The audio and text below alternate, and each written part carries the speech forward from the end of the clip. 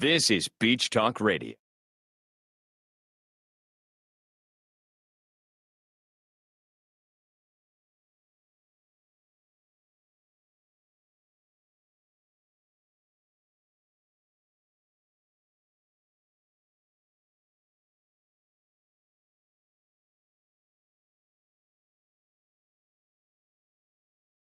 This is Beach Talk Radio.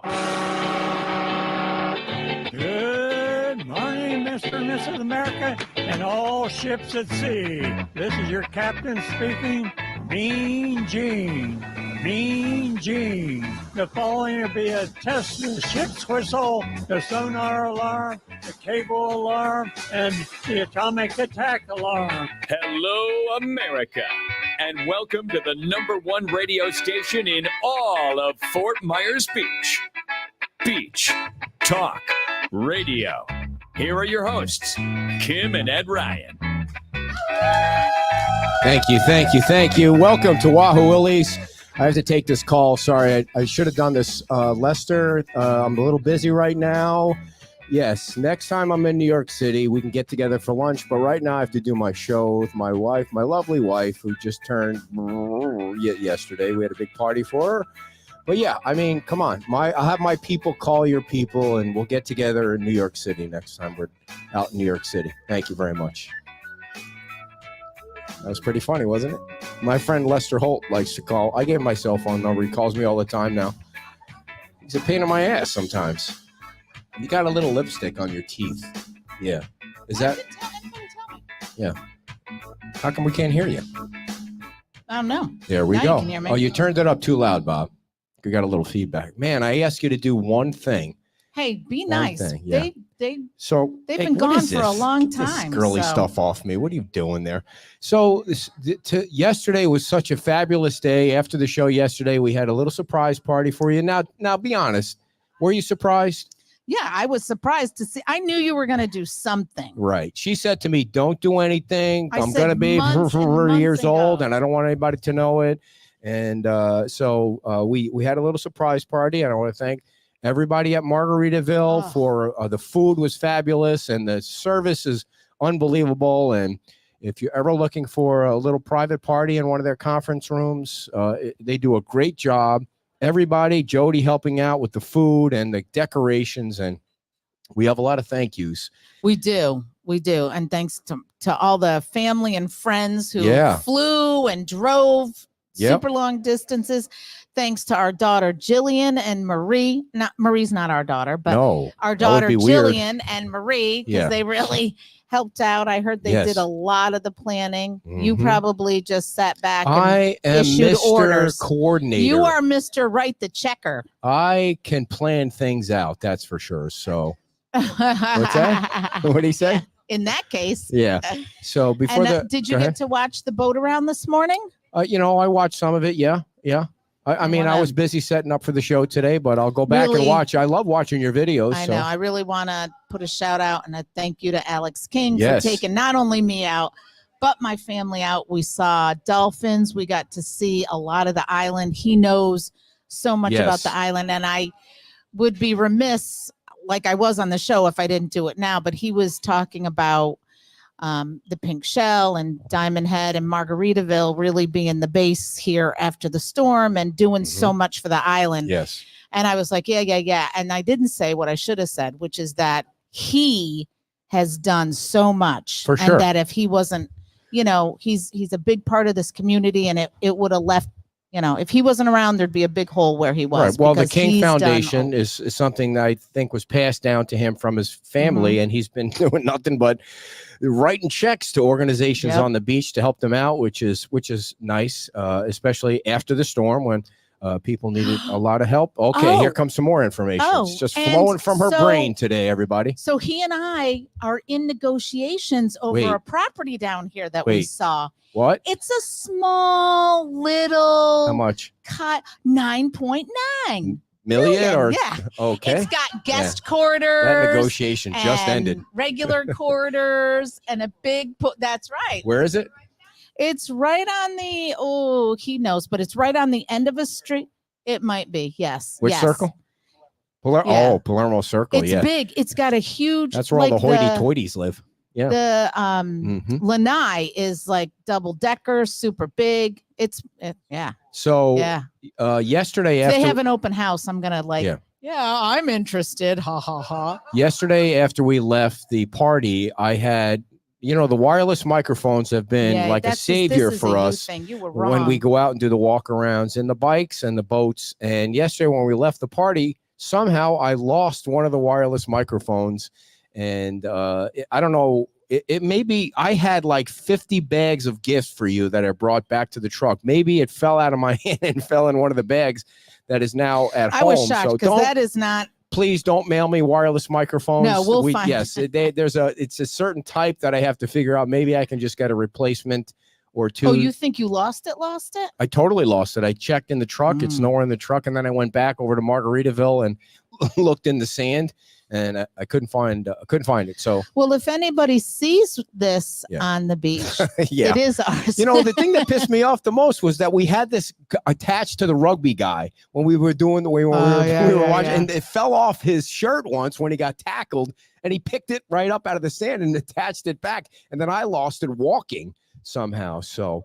Hopefully we'll be able to find that by Saturday. So, yesterday was just a fabulous day, and we thank you all for coming to the show today. Thanks to all the people for the cards, which I didn't get. I mean, I got yesterday. So to the lady who asked me about the card she sent, she was, no, I sent you a card. You should have got it by now. I'm like, I haven't gotten any cards. And there was this huge. Yeah. What I had to do, I didn't tell you this, was I had to block you from Facebook 3 different times. So you couldn't see the Facebook page. And then I put our address up on our Facebook page, and that's how the cards came in. I was telling, I don't know, I was telling somebody that it was like Christmas for me to go out to the mailbox every day just to see the thick stack of cards for you. And I will enjoy, and I will read every single one of them. Excellent. I do keep a lot of my cards that I get. I'm not sure.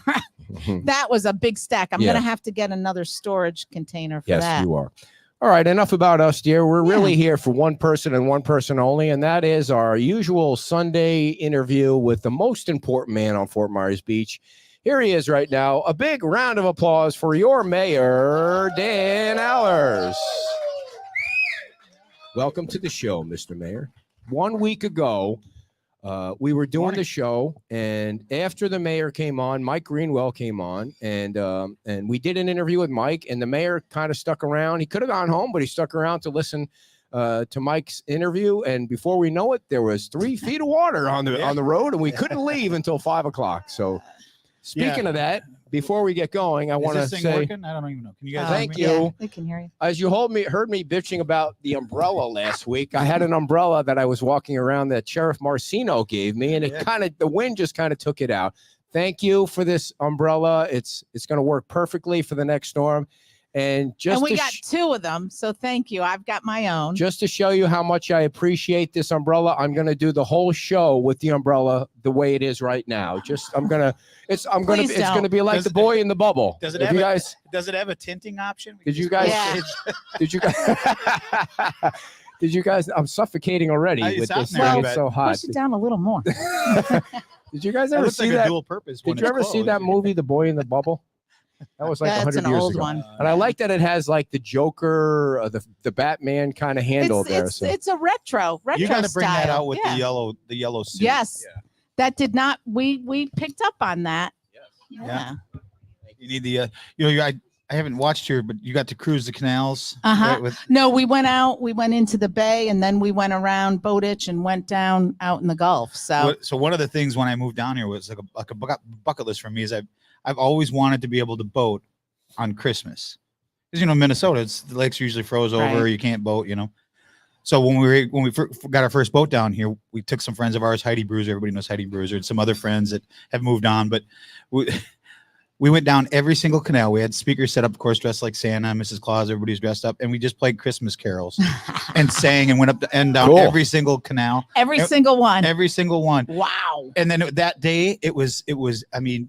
And we don't get very many of this, so people that boat will understand. Some of the best time to boat is after all the rental boats go back and the sun's starting to set, when with daylight savings and all that, and it's dead calm like it was this morning, and you could just sit out in the back bay and you don't have to have an anchor, nothing. You're not moving, and you just play music. Well, the next morning, evidently, the music was carrying a little further than we had anticipated, and we were asked to not do that again at 2:00 in the morning. So. I see.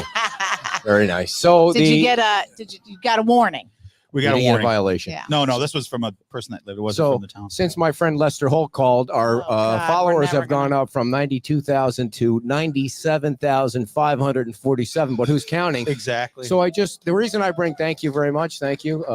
Coffee money is always so when do you become much an more official, appreciated. officially nationally recognized podcast? I have no idea. 100,000 or is it? It's not really a podcast. That's the thing. It's a Facebook Live thing, and there's no category for that. We created the category. Dan. Well, that's probably why Lester called. Yes, you are someone who breaks the mold. That is so. So the reason Lester's I bring a nice guy. He was down here when the kids were singing in Times Square, and he's a nice man. So the reason I bring up the followers is not to brag, but to let it is. Yes, it is. But to let the new people know that you were actually the person that started the Christmas bike parade too. Not only there is a boat parade that the chamber puts on, but you do the bike parade, which is we used to ride around. We still do around on bikes with Christmas lights on. And we'll do it again this year. Yep, we got I can never remember the full. There's a Facebook page for it. It's the annual Christmas bike caroling thing on Fort Myers Beach, and it started out with just some friends of ours, right? The same ones that were on the boat for the most part, and that was my daughters were down here, my stepdaughter and my biological daughter were down here that year. So it was like 8 or 9 of us that went out, and then in 3 years it went from just a small group to 65 or 70 people. What job is that? Then obviously, your wife pulled up. She's way over the line. That's because they're so tired from the water aerobics class. Well, you know what? So we're going to do it again this year, right? Yes, we're going to do it again this year, and it was fun last year. That's always a fun event. There was I think it was the second or third year. Speaking of Palermo Circle, we were stopped at Palermo Circle. Some friends had some a stop for like some refreshments and whatever along the way. And as we're sitting there playing music and people are waving from the the Airbnbs and whatever they're doing, up comes the squad car with the lights on, and we thought, oh God, we're in trouble. And all of a sudden you start hearing Christmas music come out the PA system of the squad car. Cool. Yeah. So she gets out and she's like, this is so great. And so, they were obviously concerned about the safety. So we got a police escort through the rest of the thing. And it works out good because when you get that many bikes and it's dark, it's difficult to be able to see everybody, even with all the lights. We had one guy who rode, anybody remember the green machine when you were a kid? Yes. The big wheel green machine. Yes. He was dressed as the Grinch and rode that. That was Bust or Heidi's husband. No, it was Andy and Mike. And okay, yeah. She was dressed at what's her name? Cindy Lou who with the I got and he was the Grinch. I see. So the first year he did it. Oh my God! I had battery packs in my backpack, and I was plugging lights. I wanted to, of course, when you go to I want to be the one with the most lights. I want to be the one that stands out the most because I have nothing but ego to stroke myself with. Yeah. So it's hard to one up people in that bike parade because some people go all out. I thought he was gonna electrocute himself. Everything was so heavy. I mean, it wasn't those and lights. And then it didn't work, and you were freaking out. Yeah, and I was yelling at you because you weren't helping me, and so I had gigantic lights. I didn't have those little lights that you could wrap around. That'll be easy to carry. It was so heavy. And by the time Megan we were done, gave you that great sweater. This Christmas sweater. Oh, yes. We wear it every year. Yeah. I he love was that out sweater. there. We have pictures of him out there mowing the lawn when he used to do work at our house. Now we have people for that. And listen, when you reach 97,000 followers, you don't want to be out mowing the lawn on your own. You got to have people for that.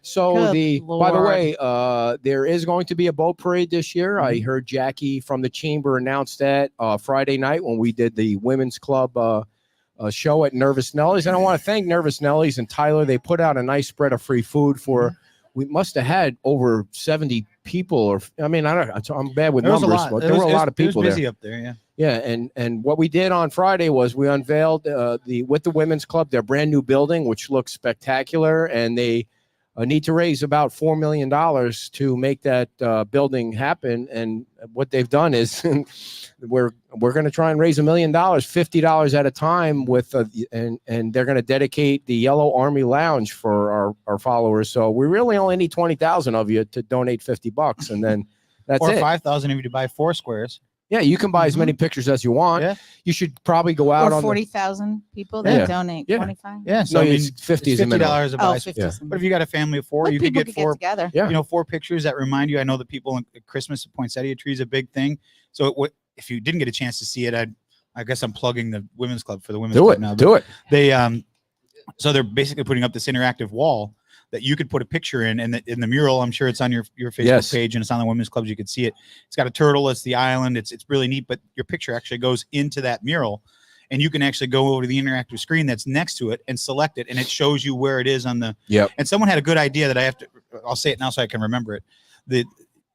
People wish that they could put, like, if it's a picture of their house, that they could put it actually on the map where their house is. Oh, that would be And I don't cool. know if they could do that. I'm sure there's code that they could write to do that. Man, but that another would be thing, other cool. than being able to type your name in, because you could type your name in and then it pulls up, if someone could type in their address.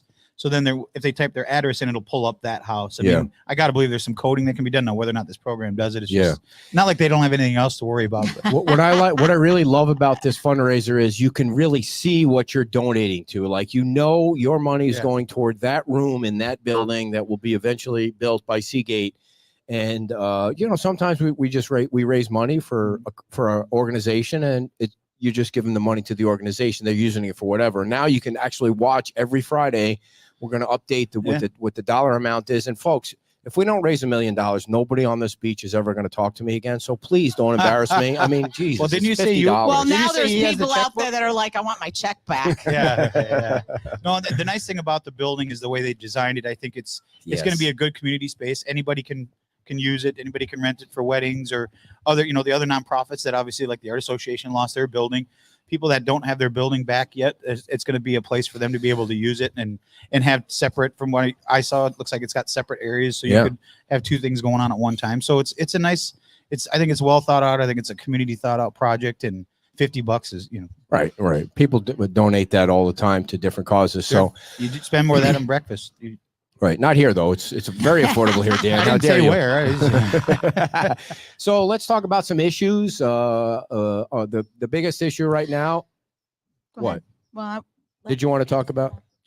What? So we were out today on the boat around, which I will take a moment to say that Alex and I were talking about possibly making this maybe a regular thing and letting people know where we might go, so that sort of like the bike around. But you can't do it every week though. People want to see you on the bike too. I mean, seriously, why don't you get back on the bike? You really have been dropping the ball on that. Oh yes, because I'm not working enough. You got a full-time job. People electric bike. Yeah, that electric bike. Yeah. There's no that house you were talking about on Palermo. It's friends of ours that own that, and I've actually been in there, and it's a really, really cool. From the water, everybody knows it from the water because it's a very unique property, right? And they're great people, and I think, like you said, Alex is repping it. Yep. So if you got an extra 9.9 million and you want probably one of the cooler houses on the island, that's a pretty cool house. Well, and I could say, maybe if you have 9.9 million, you could send the women's club 1 million of it. Do you have a question for the mayor or not? Yeah. No. Oh,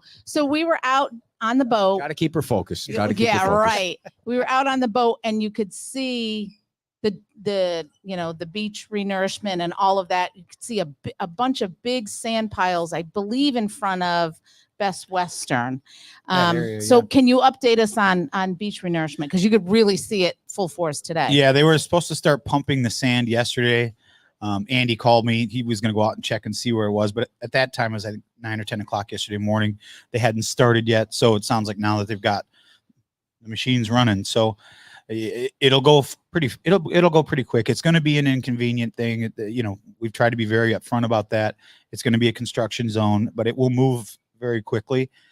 Just let them do their job, and the sooner they get done, the sooner that they'll be gone, and how we'll have long a nice, is it gonna beautiful take? beach. By the end of the year, it's supposed to be done. And I was way off. I told people not to listen to me. what the consultant I said said 18 That's months. the hope. Obviously, weather and all those things can come in. And what the consultant said, Mike Poff, on Wednesday, which is when I think your meeting was Wednesday, 30 days on the south end, 30 days on this area, and then 30 days on Wow. the north end, this end, and then the south end when turtle season expires and the birds are all gone. That's why they're starting on the north end, and their hope is to do 100 feet of beach a day, and they're going to do it in 1,000-foot sections. So every roughly 10 days, you're going to see the quarantine fencing, not fencing, but the area that they've got roped off for the bulldozers and all that to do the work will move down 1,000 feet, and that'll continue on all the way down the island until it's done. And just but within a week or two, you're going to see what the finished product's going to look like. Yeah. And the thing to mention that was mentioned in the meeting on Wednesday is they're going to bury the pipe. They're not going to continue to move the pipe that's bringing the sand. So if you see something that's got a little hump on it, whether it's a rubber thing or if it's sand, there is a pipe under it. Just be careful walking around it and leave it alone. Leave it alone, because it's going to pump sand all the way down, and then they'll come back and take the entire pipe out at the end. Yeah, and it's a construction zone, so don't try and get close to where the bulldozers and the sand. It looks like a slurry when it comes out. It's kind of like like a Dan, cone. How far is, do you know, if you know, one end of the pipe to where they're pulling the sand from? I mean, that pipe, it's got to be miles and miles. It is. It's off kind of the north end of the island and Sanibel. There's a shoal out there. I can't remember the exact miles, but it's not as far as you think. It's less than 5. I know that. I think it's only like 2. Someone I'm sure will comment on it. I don't remember the exact distance, but there's one shoal out there that Mike has said we're going to pretty much now, since Debbie came, we're going to deplete that entire, and then we're going to have to probably use some truck sand for the berm. Yeah, I wonder if things, because when we were out boating around, Alex said that, since Debbie, the sand had moved around out there. Yeah. It did. The good thing about those berms is they're there to do what they're supposed to do, and they've done what they're supposed to do. Let's talk about when they the come berm. back, obviously it pulls the sand out. Dan, let's talk about the berm, because I think some people, don't interrupt them. They're going to I think some people think that the berm is there. Oh, thank you. Some people think that the berm is there to protect the island from the water. They have a misunderstanding of what the berm is, and they also think that the town taxpayers are going to pay to replace the berm, which they're not. Some of the berm was taken down by the storm last Sunday, but that's the reason it's there. It's there to protect against surge and high water. That's what it's for. And once you get plantings on there, that'll just make it even stronger. You see what they did in front of Diamond Head. Looks great. They went and planted their plantings, and it looks great. So that's kind of an idea of what it's going to look like when it's all done. But with the storms that we had at Dahlia, and then we had obviously Debbie come through, it's taken away some of those areas. And the reason you see the sand and the reason you see so much flooding on Estero Boulevard is it's not a continual berm. Not everybody signed up for the berm. So wherever there's a break in the dam, so to speak, the water is going to funnel to, and it's going to come out. So you'll notice in kind of around the Beach Baptist Church area, Connecticut, that area, and south, you'll see a lot of sand. There's a couple houses there that don't have the berm. So when the water comes in, it's going to funnel to where it's got to go until it can actually go over the berm. So it funnels into those, and then it washes all their sand out onto the property. And then when it comes back, it scours out all that water. So, we can only do what we can do. If someone's not going to let us put the berm on there, we can't put the berm on there. But I wish we could have it all the way down the island, because we would have a lot less cleanup every time we get a high water thing. But you can only do with what you can deal with. What you can deal with. Right. And it's got to be coming through some force there, because it's getting funneled. And we were talking about that. When you're going on the passes out on the water, and if the tide is going out and you go through, you go perpendicular to it's going to pull you out there. That's how the sand and the water is going to go when you don't have that berm when it's coming through where there are no berms. The water is moving. I mean, it's moving pretty good. Oh my God! And that's why you saw cars were stuck last Sunday, because the berm is going to be replaced. Whatever was broken from this. I mean, it wasn't broken all the way down the island, because it looked like this was certain sections. Yeah, this was and it didn't break it. It just it erodes it a little bit. And there's no berm here. There's no berm in the Lee County part of the beach. For the most part, it's flat sand, which probably contributed to the fact there was so much water down here, other than the flappers, of course. But we'll talk about the flappers in a second. So the beach berm is going to be replaced. Yes. And not a tax. Well, everybody's paying for it, but the Fort Myers Beach taxpayers are not coming out of the Fort Myers Beach General Fund to pay for it. Gotcha. So there's still money. I don't remember what the exact dollar amount that Mike Poff told us at the meeting on Wednesday. There's money left over to be able to reconstruct the berm. We'll do as much as we can with what we have left. So, but there was, I think it was $8 or $9 million that we got in state funding to be able to construct the berm. So there's a lot of red gunk out on the beach right now that came ashore. I mean, and it's really less than there was today. It's a lot less. Well, it's being cleaned up. ICS is out there cleaning it up. Yeah, explain to everybody. So when you get storms like that, you get that nasty red algae that comes in, and we all know it stinks, and we all know it's not pleasant, but it is part of the ecosystem, right? It is something that happens every year. But sometimes when it's as bad as it is, you got to clean it up. And so ICS is out there cleaning it up now, and they're staging it at Newton Park. So when you go by Newton Park, it does not smell the best, but you got to put it somewhere before you can get it off the island. So they're working on it. They were out there today. I saw them working on it today. So they worked yesterday too. Yeah. Yep. What does ICS stand for? I don't. Okay. Honestly, I don't remember. They were the ones that did the original beach. Well, then I'm glad I didn't. I don't feel so. They were also. I know. They're also the ones that donated all their trucks and equipment to help with the Bay Oaks leveling of that and cleaning all that up. And just so everybody knows, the reason that they couldn't start until maybe Friday or Saturday was because they weren't allowed to have tractors on the beach until all the turtle nests were accounted for. So Eve was going from one end of the island to the other end, making sure, and not all of them survived. Some of them washed away. I think a lot of them washed away. They weren't able to determine yet some of the other ones. Of the viability. Yeah, I was just reading her. I can't remember. I think it's 75 days or something. There's so many days before you can actually dig it up and see if they made it. So that date hasn't come yet. So yesterday, when I was doing a walk around on the beach at Washington Avenue, I just happened to walk across the street to the beach, and I saw they had 2 giant dump trucks and a raker that was raking the muck. They apparently they kind of rake it to one spot, and then they pick it up, put it in the dump trucks. Now, do you have any clue where that stuff goes? I don't know where they take it once it leaves the island, but when they did it last year, because I believe it was ICS that did it last year, they actually took and made a cool FMB Fort Myers Beach logoed roller. So once they cleaned it up. Oh, is that where it came from? That's where that came from. Yeah. So they took the roller and drove it down so you'd see the FMB logo like every. Oh, that's feet. Cool. It's pretty cool. Yeah. I don't know if they're going to do it again. I hope they do because it's actually kind of neat. I mean, they have it. They might as well use it, right? So the other thing that's popped up is Florida Department of Transportation has seemed to throw a little monkey wrench into the traffic pattern here on the beach. And yes, they have.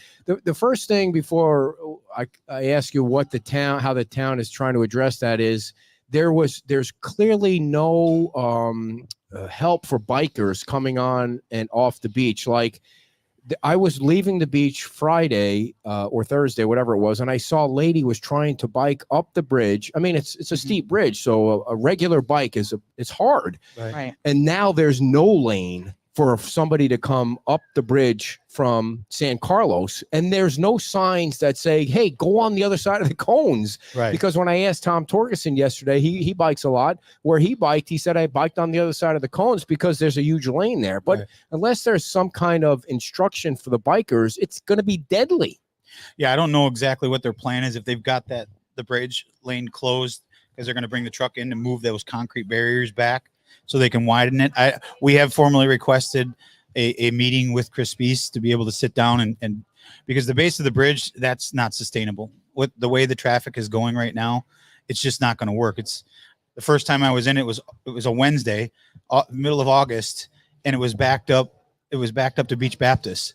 Wow. And that's in August. So I'm sure there's a reason why FDOT has it, but we are going to strongly encourage them to look at another alternative with all that land that's there between the county's land and then one of the state ends at the bottom of the bridge. There's got to be a way. I mean, I come from Minnesota. It's the land of 10,000 lakes and road construction. You know, there's 5 C's and road construction is the 5th one.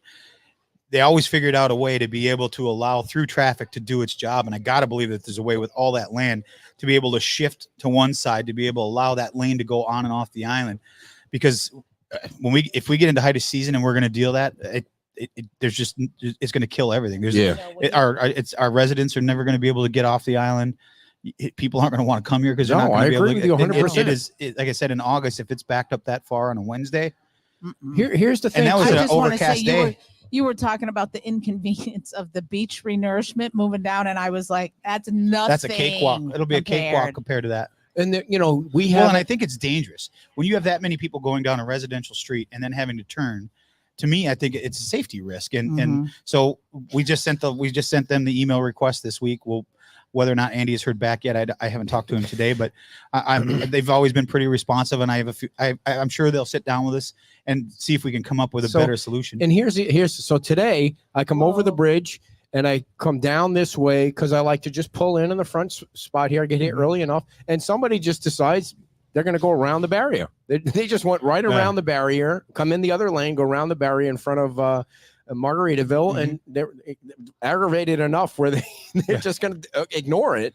Well, which is another big issue dangerous. I've noticed is, when construction vehicles are coming on, not everybody comes on the north end, they come on the south end. Yeah. So if they have to go to the north end of the island on north of Sterile Boulevard, the only way they can do it now is to come all the way down Crescent and either cut in here or come all the way down to First Street and then you're going down Old San Carlos with the semi trucks and with Oh boy. So now you're bringing all that big heavy equipment through an area that it wasn't designed to come through. But Right. So we'll have a conversation with them. I'm hoping that they're flexible and we can find something that can allow that through traffic through. And when Margaritaville gets busy and you got the valet that can't keep up with the traffic, now they're out on Crescent Street and they're just nobody's fault, but the valet guys are trying to unload bags, and you got the customers waiting to turn in, and then all of a sudden you're piling traffic up on a Sterile Boulevard because you of it. potentially have 3 stops now. You got the one at Crescent at the light, and then you got to stop at Crescent and Fifth, and then if there's cars coming the other way, which there shouldn't be, there's a yield sign. You could potentially be stopping there. Or if traffic's on, you've got 3 stops to get off the island as opposed to 1. I don't know how that can possibly improve traffic flow, but that seems to be. And the other thing that's most and it's not a temporary. I mean, it is it's temporary until spring but of it's gonna 25. take a while. Yeah. And I talked to staff because we were told it's going to be for the entire duration of the project, which is 18 months. That we can't have. We didn't know that. At least staff didn't know that. I didn't know that it was going to be like when that. I talked to them on Friday. I talked to Margaritaville. I talked to Tom Torgerson. They didn't know it was going to be like that. Yeah, well, I have connections at the state, and they said to me to the spring. Well, John King is on the MPO, so he's very much involved, and he talks to Chris a lot. So Chris I'm sure he's had conversations with him as well, because it's not something that it's, look what I noticed. It's pretty clear. Yeah. And the thing that was most peculiar to me was that on the 2 or 3 times that I was driving through the traffic, I didn't see a single worker. There hasn't been a single worker out there during the day. I mean, is that normal? Well, didn't they start at night? I'm just trying to they figure put the out. berries and stuff. Okay, if they're going to work at night, then let the traffic flow during the day. There doesn't make any sense. Well, there's some of the conversations we'll have if we get. You want me in that meeting with you so I can set these MFers straight? Yeah, I would love to. Then they'd be honest with you if we were broadcasting it live, so that people could see what they're doing. I mean, do you think somebody sat down and said, this is going to work? They don't have a lot of traffic on the beach. I mean, who's the guy that made that decision? I guess they'll find that out. They've got this thing called the Green Book that they follow, and as long as everything meets and falls in line with the Green Book, then that is the way it goes. But it doesn't take a rocket science to tell that this is not going to work, and it's not going to be sustainable. And that's from the Jimmy Carter administration, the Green Book. That's how old the Green Book is. I mean, don't they know that things change? Green stamps, that book. So Dan, what did you? I'm dating myself, but we all know how old I am now, so it doesn't matter. Is this actually live? The USA's women's gold medal is live? Because I know the men. Did the men already win the medal? They beat France. Yeah. Oh, okay. And so the other swirl. Yeah. No, I mean, focus. I got confused by the whole boxing thing threw me for a loop. But I'm glad that I always look at the medal count to make sure we have more gold medals than China, because you don't want to be beaten in the gold medals by the communist country. Did you get to see any of the breakdancing? Yes, we did. Did you? Yeah. I haven't watched any, but I'm hearing a lot of people. This is where the Olympics lose me. Like, breakdancing is a sport now. I mean, I never thought when I was a kid watching Electric Boogaloo that was going to someday be an electric sport. Was that one of the songs that you? There was a movie called Electric Boogaloo. I think they had Electric Boogaloo 2. I know what you're trying to say. Let's see a little breakdance. It was a big hit. Oh yeah. If I breakdance, the only breaking is a concrete. Or your arm. Or my arm. What's that? I did do the worm at her mom's wedding. Well, let's see it. Come on, brother. Someday. No, the whole breakdancing thing. And it was the forward worm, not the backwards worm. The forward worm's harder. Did you see our relay team botch the handoff? I mean, come on. You got one job, is to hand off the baton to the next guy, and you remember that the next time your sound doesn't work. Yeah, well, that could be or right. Nice one. If Or we had, you lose an entire interview and have to redo it. Jim Matterholt will be the guest next Sunday, everybody, and every Sunday after that. No, so I have an explanation. Let me explain why the microphone kept crapping out last week. You see, she helped me break down the equipment once. She doesn't ever help me break down the equipment. That's a bold-faced lie. And so she always helps me break down the equipment. You know what they say about excuses? Yeah. So she disconnected the camera, and I try to keep the camera on the tripod because the other camera that we have has a microphone in it. And so what happened was when I put the microphone on the next week, it was the wrong one. And so the microphone, when somebody walks by, gets picked up and disconnects these microphones.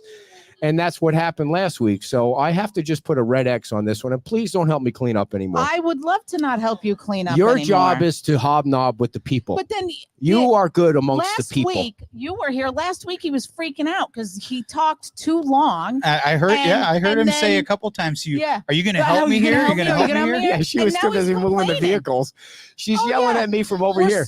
Because our truck isn't my truck, my baby truck is underwater. Yeah. You have nothing to say about this, by the way, bro. So he's sitting in this table. She goes out and moves the truck. Of course, it's bone dry back there. I mean, and it's 3 feet of water.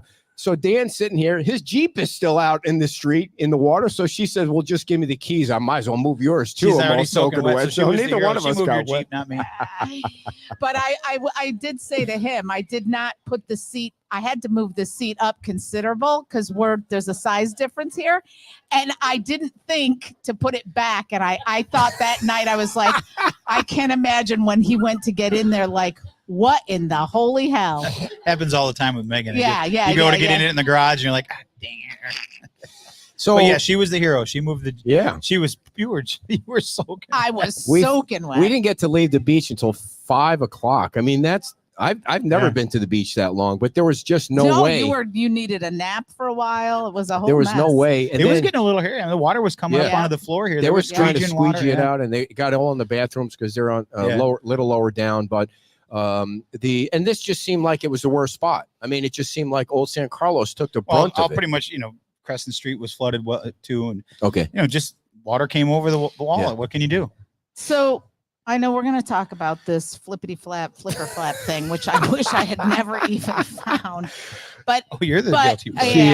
She is. Just, and it was totally innocent. Fine. No, it wasn't. When best case scenario, when stormwater drains, when everything's done, and barring a storm, how much water do you think the island will be able to handle under the best circumstance? Like, is that going to take care of any flooding ever, or? Well, we certainly hope so. Once you get the reason the water comes up here when you get high tide, even before it comes over, is because the duckbills aren't out here yet. They're That's supposed a to be going flippy flap to you. Duckbill, remember that, everybody. So that's the right wordage. The duckbill is installed in Crescent, so on a normal tide, the water doesn't flood like it did before. Because even on a normal rainfall, or even on a high tide, Crescent was flooding, and it was flooding bad.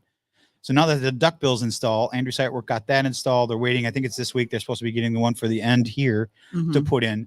But that duckbill is designed to, when the water gets in the storm sewer and the storm drain, it flows out. And then once the water goes out, it closes like a duckbill, and it doesn't allow water to backflow into the storm drain.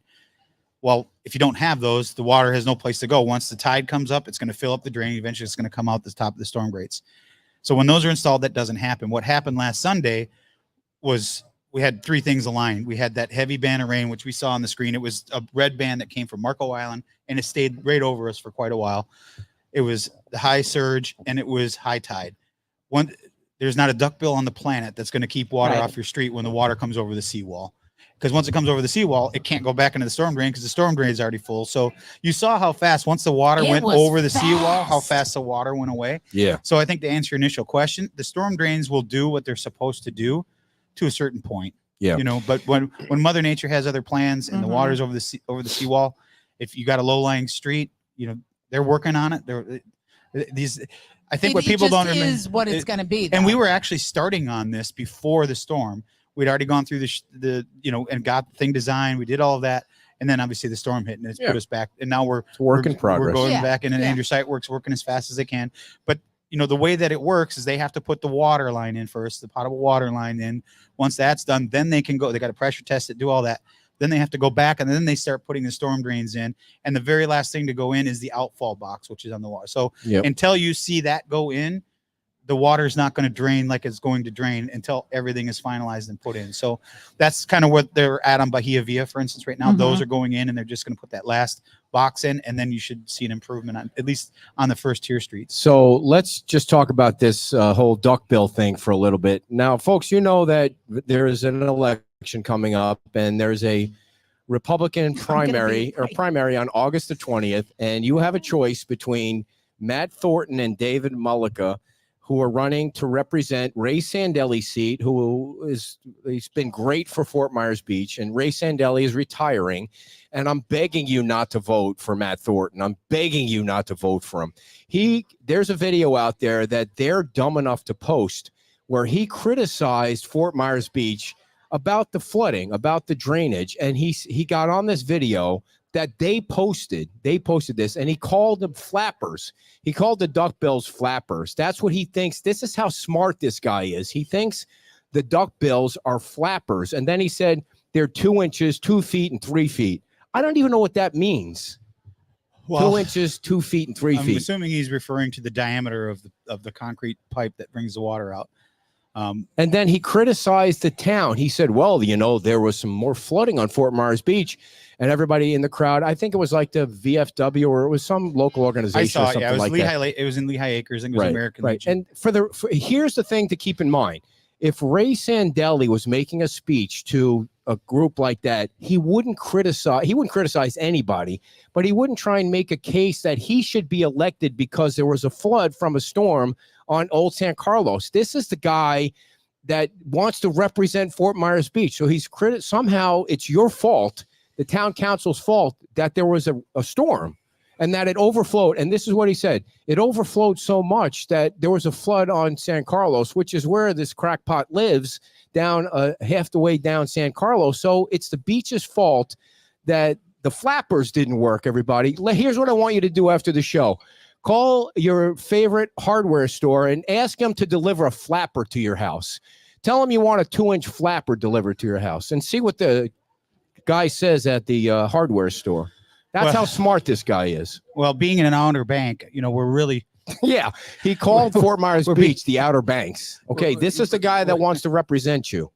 We obviously had nothing to do with the flooding that happened on Old San Carlos, but fix your damn flapper, Dan. It's on San Carlos Boulevard. Sorry, it was Mother Nature's. I mean, the water came over the seawall. You got a surge and you got a high tide. I'm just glad it was in the middle of the day and not in the middle of the night. Right. But most people, for the most part, stayed home. We had some people that were driving over the bridge just because they want to see what's happening and causing more devastation than was needed. But my point is, what is the purpose of saying that to an organization? And you want to represent this community that way, like you're criticizing them for, how dare you cause a hurricane like that, Dan? Why would you do that? Now, knock it off. I mean, I'm certainly open to any discussions, and if Mr. Thornton has a way that he can engineer a way for drainage to work when the water and the tides are over the seawalls, I'd be more than happy to sit down and have that discussion. And so one final thought on the person that you're going to vote for. This is a guy that has a golf cart business. Like Matt Thornton and his family have a golf cart business, right? They're trying to make a taxi service out of a golf cart business. The first thing they did was they proposed to the town council that they were going to solve the traffic problem by taking people from the airport to the beach in a golf cart. Think about that. Like, you're going to take a golf cart from the airport to the beach. Like, where are you going to drive a golf cart? Have you ever seen a golf cart cross 41? Has anyone seen a golf cart cross 41? I mean, you can't, that's not legal. You can't drive a golf cart on streets that are above 35 miles an hour? 35 miles an hour less. All right, so that dumb idea went out the window. But here's the thing that you need to remember the most. When they deliver somebody to a location, this is what they tell some of the customers that get out of their golf cart. Remember, this guy wants to represent you. They say, if it's too late at night or you have too much to drink, call this number. And it's his cell phone number. That's what that guy does. So he's gotten calls in the middle. Well, no, yeah. Go ahead. Well, Somebody that works for them. They don't call my personal cell phone number. They call our business number, but which forwards to your cell phone number. It has happened, several times where we've gotten calls well late into the evening, and when it rings, it comes up our business name on my phone, which tells me someone's calling that number. And when you're getting calls at 11, 11:30, 12 o'clock at night from that number, you panic. Did someone get in an accident? Did something happen? And 4 or 5 times now, it's been someone that's probably had a few too many drinks on the other end. And they say to you what? They say, when are you coming to get us? And I said, well, first let's start with who you are and what's wrong. And why you woke me up at 2 a.m. And every single time it's like, well, the people that dropped us off on the golf cart with the tiki on it told us to call you if we need a ride home. And it's happened 4 or 5 times. And I just tell them, sorry, that's not us. We don't provide that service. It's not our business. And then they're usually pretty angry and they hang up the phone. But yeah, it's happened 4 or 5 times. It's unfortunate. 4 or 5 times already. Yeah. And it's usually pretty late at night. And, I don't know if there's other companies that are doing what they're doing, but it was pretty specific every time somebody calls and it, it sets you in. Sometimes you're sound asleep and you get that call. And, the first thing, like I said, your heart drops. Is someone crashed? Did someone get hurt? Did someone, what am I answering the phone here at 11:30, 12 o'clock at night? And and I just, it's horrible. It's a horrible thing to do. And there's 3 sides to every story. Maybe it's, maybe it's not them. Maybe not it's somebody that story. else. There's 2 sides. I know you're trying to be nice. I certainly hope it doesn't continue. Yeah, and so just remember that you folks can vote for whoever you want to, but those are the 2 candidates that you have to replace Ray Sandelli, and we're going to miss Ray, but I think David will do a good job. Yes. I'm waiting for it to get closer. We're going to have Ray Sandelli back on one more time, and Dan's going to come in and co-host, and we're just going to kind of wait till we get more people back and it gets closer to the election. So remember that when you go on August 20th. But I mean, really, what I want to happen is I would like for him to lose by like 90%. Like it should be 90%. You want it to be like Marcino. Like Marcino's going to be like Putin. Like it's 99.9% are going to vote for Sheriff Marcino. I don't mean he's a communist or anything like that or crazy. But I just mean, he's going to get so many votes because he's a great sheriff. And I just hope that Thornton goes down in flames and we never hear from him again. On? Yes, I know it makes it uncomfortable for you when I talk about politics. Yeah. But. Speaking of having Ray on, have they decided about Crescent Park, what they're going to put down there? I have not heard anything. I don't know. I know that they've probably gotten some emails, and I'm sure they've heard from some constituents. And it's what I know is what we all know and what we've all been told. Nothing set in stone.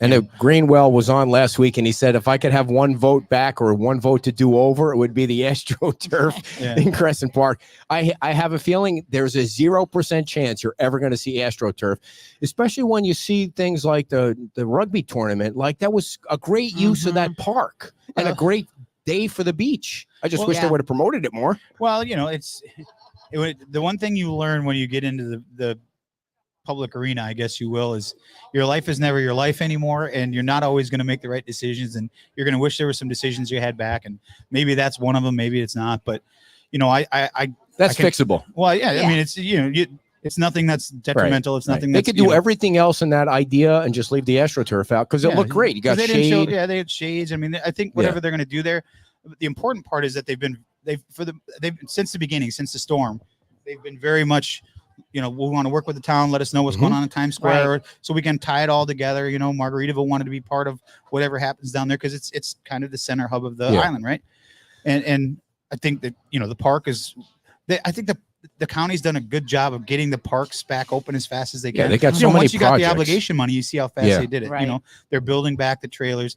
To see what they did the day after Debbie on Monday morning.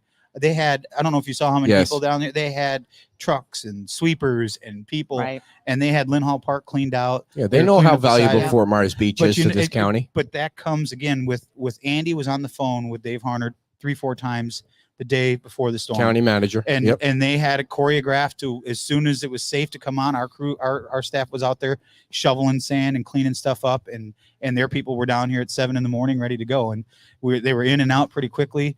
ICS again came in with their big trucks and tried to help us get the sand out quickly. So, it's because you have you have that collaboration with the county that things get done. So when there's something that we maybe don't like, or maybe the constituents don't like, or all of the Lee County residents don't like, when they reach out, they listen, and they will certainly call us and say, here's what we're hearing. Is that what you're hearing down there? Mhm. What should we pivot to? Right. What should we do? So they're keeping the conversation. They're not just saying we're going to do this and too bad it's our park. You have any idea? Is this your light here at the corner of Old San Carlos? It is our light, but we have an interlocal agreement with the county. Well, who's going to fix it? The county is going to fix Okay, it. and I mean, I don't know if it's relevant right now, but Well, are they so gonna it's fix it? that one, and then the one where the crosswalk is at the curve. crosswalk is relevant. Yeah. Those two, well, they're both relevant because we saw how bad traffic backed up trying to get off the island if you're coming from Pink Shell with having just stop signs there. So I don't know if the money's been obligated from FEMA. I haven't talked to them in probably a month or so about it. About 6 months ago, they said it'd be 4 to 6 months. So we're kind of coming up on that 6-month time frame. And when it's done, they'll all be tied together so that they're all working in sync, as well as the new light that'll be at the base of Main Street on the other side of the bridge. So I don't know if they're just waiting to not put money after, I'm not sure. I'll have to talk to them this week and see if they have a plan to get that light back up and running, because that makes a big difference with traffic. So I think I know the answer to this one, but anything new with Times Square? We were looking at it from the boat. No, I haven't. I have not heard from anyone there. Yeah. So the TDC met last week, the Tourist Development Council. You're on that council. And if Matt Thornton is watching, TDC stands for Tourist Development Council. I know you're having trouble with understanding what that is. And anything to report on from that? I actually was just about to pull into the parking lot for the meeting. Yeah. And Andy called. We had a meeting that was set up with FPL. And we thought it was just going to be Charlotte Miller, who's our representative, and then another part of their two members of the team.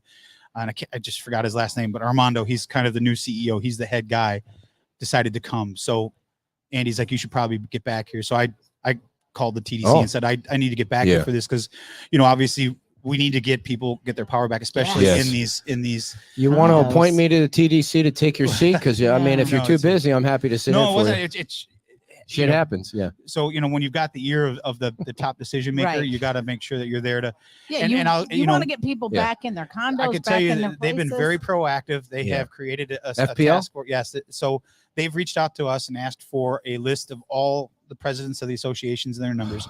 So staff went and got all that together.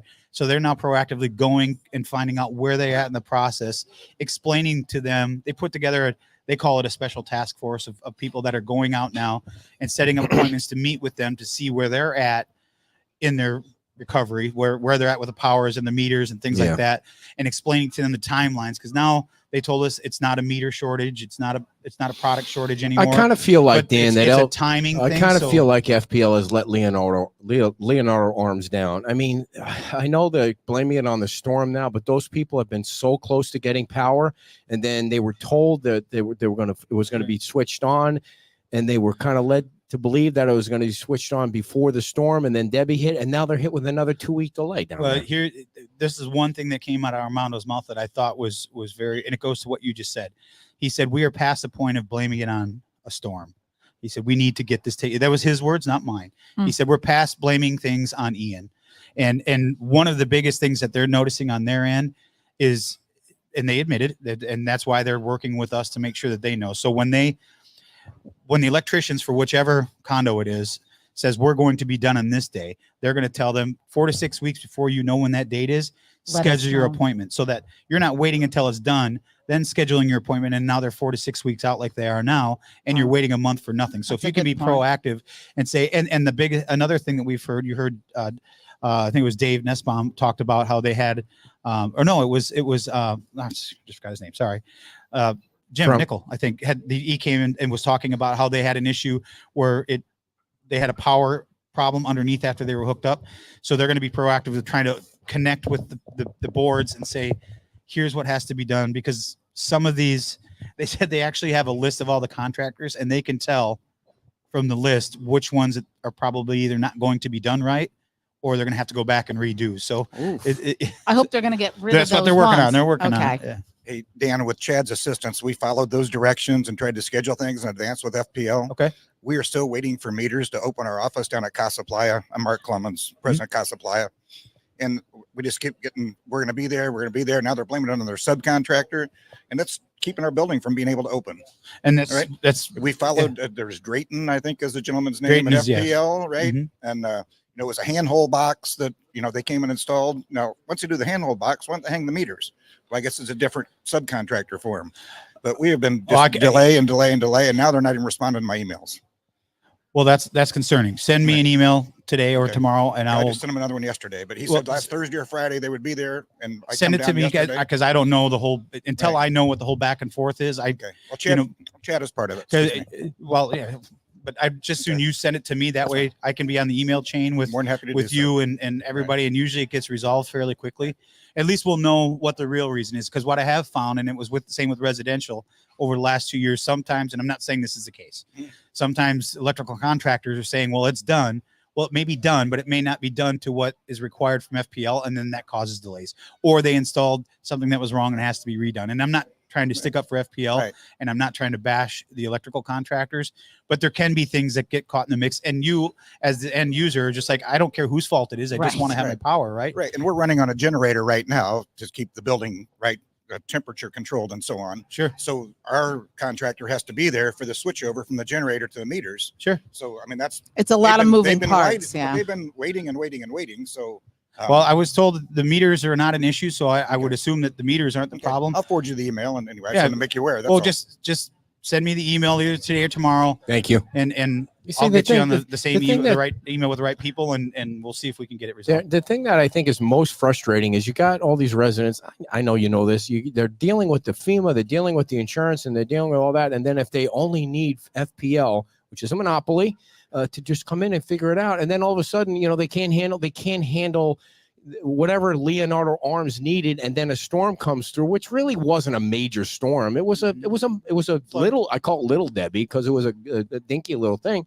And then Leonardo Arms is delayed for 2 more weeks. It's like all they needed, and FPL misled the folks at Leonardo Arms. They told them one thing, so Leonardo Arms did something, and then FPL comes back in and says, no, you have to do this other thing, and so they're trying to switch things out. I mean, we need those people back in their condos down there, and they're begging to come back, and it's now we're hanging things on FPL. I mean, for crying out loud, it's 2 years. I know. Well, no, I used to work in an industry where you had subcontractors, right? And the biggest problem you had with subcontractors were if it's too hot, if it's too rainy, if it's too cold, they're always going to find an excuse why they don't want to do the job or why they can't do the job. Now, at the end, it falls back in this case on FPL if that's what's happening with their and I don't know that's what it is, but I've been involved in that where people will sometimes just find a way or a reason. Well, they didn't do this, or you didn't have that ready, or you didn't do this, and now you've just wasted. But FPL they recognize that, and that's why they're going to try to be proactive going forward now. So they lose money every time a truck rolls out there for nothing, and if something's not done right, well. Maybe you should get in the FPL business, Ed. And if you could fix it, fix it. Hey, I would love to be in a monopolistic business and make us, and not have to worry about how the public deals with you. Because I could, you can say, I'm going to go and deal next door, deal with this other company because there's no other choice. You only have one choice, and so you're really beholden to them. But I think if we go back to what I just talked about, remember when, and I believe it was Jim Nickel that told the story about their condo that had the issue. And if I'm wrong, I'm sorry, Jim. But they had everything was checked out, and then they hooked it up, and then the power line underneath got hit. Remember, it went out there because there was shorted wire. So they did everything that they could see on the surface was done right, but now there was a delay. Laid that, or it wasn't replaced. And once you connect power to it, so I mean, the last thing we need is for people to rebuild back their houses and their condos, and then they burn down because something got missed. And if it delays a week or two. Come on, Dan. I don't think I know. We're almost done. I know we're not. Well, I'll give you an example at our house. We've been in the house for almost a year now. The last 2 weeks, we've noticed major power blips. Boop, boop. I mean, the whole power, sometimes it goes completely out. Dan, I'm not disagreeing with you. Nobody wants a building to burn down, for sure. But what I'm saying is, I think FPL misleads people. They tell them one thing. They say they're going to show up on Friday, and then they don't show up, or whoever the contractor is. To me, it's all FPL. And then, I get all the emails from the Leonardo Arms people because I'm like, when are you guys going to be back? When are you guys going to be back? Because there's so many people in that 3 buildings down there that want to come back to the beach. They missed 2 years of whether it's living there or renting there, and they just feel like they're being misled. course, nobody wants any building to be burned down. And if FPL is saying that, I just think they're full of shit. They're not saying this. They're worried about buildings. That's me talking, not FPL. Don't put my words into FPL's mouth. I'm just going through. I'm just going through and speaking with people that have been through hurricanes in the past, and speaking with fire department chiefs that have said we get house fires after a storm because people are trying to cut corners and they're not doing things the right way, and that's the last thing. Yeah, people, but subcontractors shouldn't be cutting corners and doing things the wrong way. All right, enough about FPL. I apologize for letting that go on too long. I did want to ask you about one more thing. The illegal parking lot guy is still out there renting spots. Really you got it now. The today. town. No. Now these are called issues that we're all dealing with on the island. But you just you bring it up with so much sarcasm. Because in your voice. I've always said I don't think it's fair that one guy is allowed to do it without a permit and the other people I'm are. Sure everybody could recite he's also, but the bigger thing is he's got a stop work order on his building. Like he was doing work without a permit in that retail spot. You only got 2 or 3 retail spots on the island, and he's got one of the bigger ones. He's got 2 out of the 3, and so you put a stop work order on his building, and the last thing the town needs is for some guy with FEMA breathing down your neck to be doing work without a permit. I mean, what's up with this guy? Well, I can't speak for him as to why he's choosing to do work without a permit, but as I've said for the last 2 years, you're going to get caught. If you think you're getting away with it, you're going to get caught. And as long as we're doing everything that we're required to do, you got to put a stop work order on it. Mm-hmm. If they continue to work without a stop work order, I mean, until it starts getting through the magistrate, you can't fine them. All you can do is give them 30 days to come into compliance. If they don't come into compliance, then they can go to the magistrate, and the magistrate can impose fines. And I mean, at some point, this has got to end, right? It can't be a vicious circle that keeps going on and on and on. But you saw the magistrate meeting. Yeah. Nothing was ruled on yet. They gave him, I think it was 10 days, and then we have 10 days to review the brief, and then it'll go back to the magistrate, and she'll make her ruling. I mean, I know that, or I think that it's not the town that sets the fines; it's the magistrate. The magistrate sets the fines, and it just seems like in some cases, it's like, well, there's not enough penalty to prevent. No, it's a cost of doing business. Cost of doing business for him. Right, and sometimes when you get with these things, it's a case of, well, I was able to do this before, or this is my right. Well, if the law is telling you that it's not your right, then it's not your right. I can't drive 75 miles an hour and 35 and say, well, I did it before, I should get to do it again. Right. Well, no, we changed the speed limit, or we did this, or something changed, and you can't do that. You have to follow the rules. You have to follow the law. And if you're not doing it, then you'll go to the magistrate. And I think the town's asking for $500 a day fine because he's a repeat offender. It's up to $70,000 right now, and he's already paid $188,000. And it's still going, and it's still going. So, I know I've had conversations with our attorneys, and they are looking at alternative ways, because we can't let it rank up so high and then he pays a fine and then it starts all over. Again. That's just a cycle. We can't keep going down. So they're proactively looking at ways to try to do something different. Thank you. All right, and it's now 11:01. Did we miss any issues that you want to make sure that the people out there, our people know about? The light poles are officially on the island. God, I don't believe it. I thought I'd raise it. Dan, we just got past the FPL thing, and now you're bringing it back. I promise never to ask about the lights on Estero My Boulevard. family can go ahead and head out to the beach because they're waiting for you to end so they can go walk on the beach. Oh, well, I didn't mean it. So they're starting the underground work this week. Okay. Is that the last thing you want to talk about? No. Ladies and gentlemen, we've been told by the birthday girl it's time to go. Your mayor of Fort Myers Beach, Dan Allers. Yeah, man. Killed it. Those hours go by so fast with him. It's just. Oh, I got to read my ads. Don't hang up on us yet, because these people are awesome to us, and they make this show go around. They make it possible that we can come out here and play this little podcasting game. KGT Builders, if you did not watch our walk around yesterday, it was on Washington Avenue, and we got a nice tour of a brand new house that KGT Builders put together with the design of Albert D'Ambrose from Studio AD, and they've been serving the area for 15 years. They are a true concierge turnkey design build company, and they handle everything from plans to design. And when you have KGT Builders and Albert D'Ambrose on your side, you know you're going to get a fabulous looking house that can withstand all those floods from the flappers not working, because when the flappers don't work, then your house is coming down. But not if it's built by KGT Builders. Give Spencer Morris a call right now, because he's sitting out in his car waiting for you to call him at 239-887-0166. 239-887-0166. Also, Jorge Barrera. We missed Jorge at the party yesterday because, unfortunately, they got a case of the COVID. It's going around, I guess. Everyone's got a little case of the COVID. I mean, I don't have a case of the COVID. Does anyone here have COVID? Raise your hand if you have COVID. Nobody raised their hand. Very nice. I mean, if you had COVID, you probably wouldn't raise your hand anyway, because then people would point at you and say, oh, my God, what are you doing out with the COVID?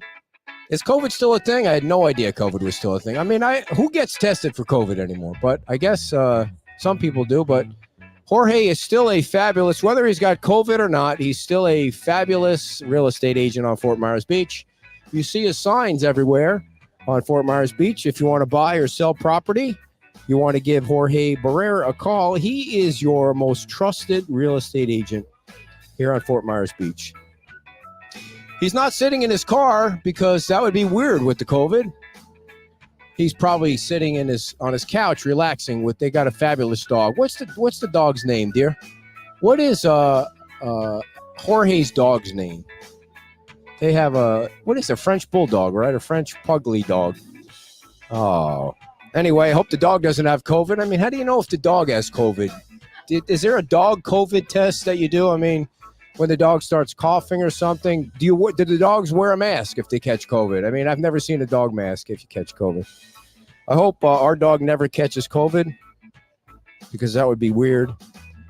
All right, Jorge and his dog and his wife, a very trusted real estate agents on Fort Myers Beach. 239-791-9893. 239-791-9893. And I got to tell you about Michael Stewart, and then we're out of here. We're actually going to the Hyatt in Coconut Point. And did I already tell this story? Like, I left the beach yesterday to go to the Hyatt. Did I tell this story? And I'm totally lapsing out on what I spoke about an hour ago. And I start going down 41 thinking, because I went the back way. I left the beach and I went the back way to meet them all at the Hyatt in Coconut Point. And then I looked up and I was in Naples. That's how far I went. I went 12 miles past the hotel yesterday for some reason. And then I put it in the map and I figured out how to get there. And I've been to the Hyatt in Coconut Point probably 1,000 times. So that's my sense of direction. It's about as good as the math is. So one more sponsor today, and I'll leave you all alone. And that's Michael Stewart. Here he is. Locally owned. He's born and raised. He was born here. He was born here in Lee County. And he's got a design company right here in Fort Myers. Local knowledge. They know all the players in the area from the building department. That's what you want, too, if you're going to build.